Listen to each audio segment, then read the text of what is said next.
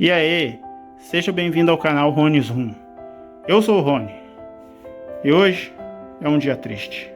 Mais cedo eu fiquei sabendo do falecimento do lendário desenhista e escritor japonês Akira Toriyama, criador da saga Dragon Ball. Eu, como um cara que sempre gostei de desenhar e escrever e sempre me arrisquei a criar as minhas histórias, sempre tive esse cara como referência.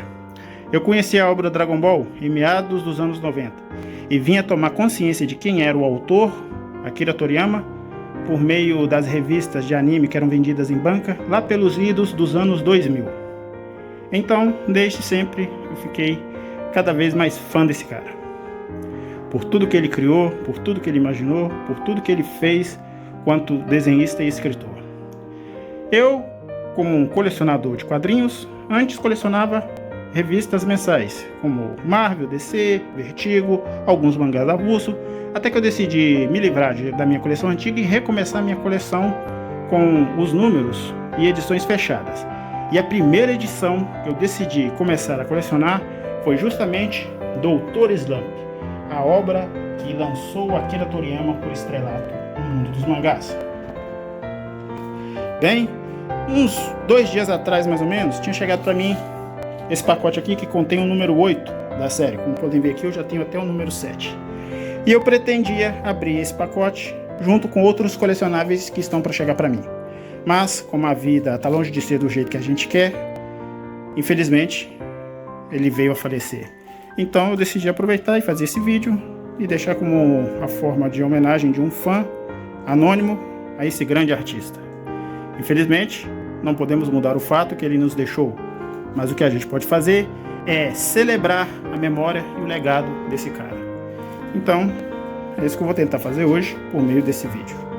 Então me acompanhe na abertura desse pacotinho de Dr. Slump. Bem, como eu havia dito, eu conheci Dragon Ball em meados dos anos 90, quando a série estreou aqui no Brasil no canal SBT, no programa chamado Sábado Animado, que passava nas manhãs de sábado. Eu sempre gostei do estilo de desenho, da narrativa, do humor de Dragon Ball. Aquilo sempre me encantou, aqueles traços, aquela estilização.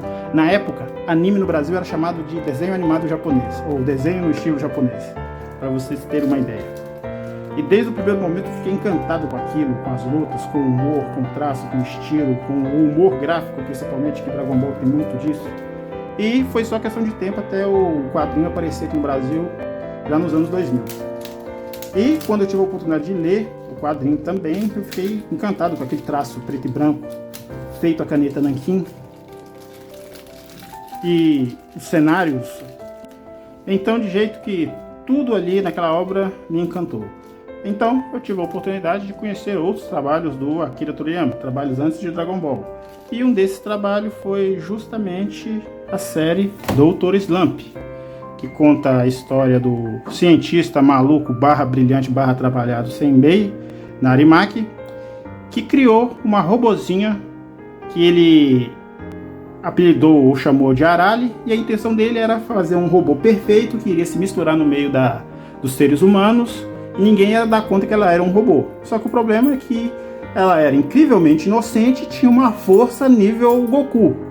E daí parte-se todas as confusões da série Dr. Slump.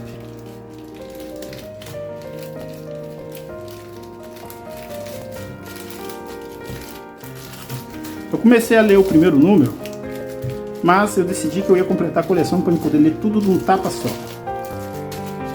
Então hoje eu cheguei aqui no número 8.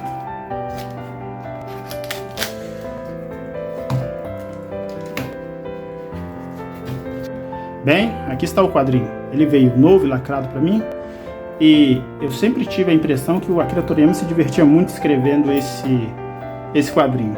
O humor dele aqui estava bem afiado. Ele começou a desenhar Dr. Slump, eu acho que em 1980, e encerrou em 1984, quando ele começou a desenhar Dragon Ball, que foi a grande obra que catapultou ele para o mundo. Apesar que Dr. Slump fez muito sucesso no Japão na época do seu lançamento, ao ponto de receber anime, a ponto desses óculos aqui da Arale-chan virar moda no Japão.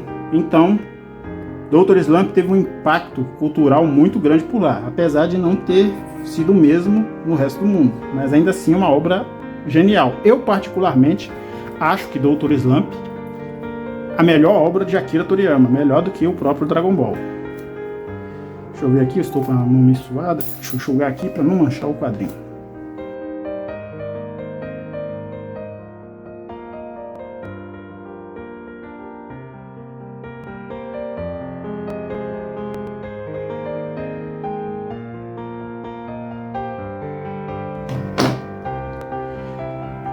Eu acho interessante como era o traço do Akira nessa época. Você costuma ver que o traço de um desenhista, um artista, ele começa, ainda mais um artista que desenha todos os dias e por tanto tempo, igual o Akira foi, que ele desenhou o Dr. Slump durante 4 anos, entregando uma história semanal, ou um capítulo semanal para Shonen Jump. É engraçado ver como a maturação do estilo e a evolução. Você vê aqui que os personagens eram bem mais caricatos, cabeçudinhos, tinha um estilo que poderia ser associado ao estilo cartoon, se bem que o mangá em si é uma forma de estilização no seu nível, apesar de que algumas pessoas não consideram, mas no fim das contas é como se fosse um estilo de estilização e caricatura. Então eu acho interessante essa evolução do traço do Akira Toriyama, se bem que ele sempre foi bem consistente no Dr. Slump, eu particularmente acho. Apesar de ainda não ter lido mais do que o número 1, eu sempre dou uma folheada e gosto de dar uma olhada nesses quadrinhos, no estilo. Agora, mais do que nunca, eu vou ver se eu dou um jeito logo de comprar os outros 10 números que me faltam para poder finalmente ler Dr. Slump no físico oficialmente. Bem, pessoal, o vídeo de hoje foi curtinho mesmo, só mesmo para não deixar passar esse dia triste, em branco. E como eu disse, mudar o que aconteceu eu não posso. Então vamos celebrar a memória do Akira Toriyama. E aqui fica a minha coleção do 1 ao 8. Em breve espero poder trazer aqui a aquisição do 18º número e dizer que eu completei Dr. Slump. Então, para você que assistiu até aqui, valeu e vou nessa, tamo junto.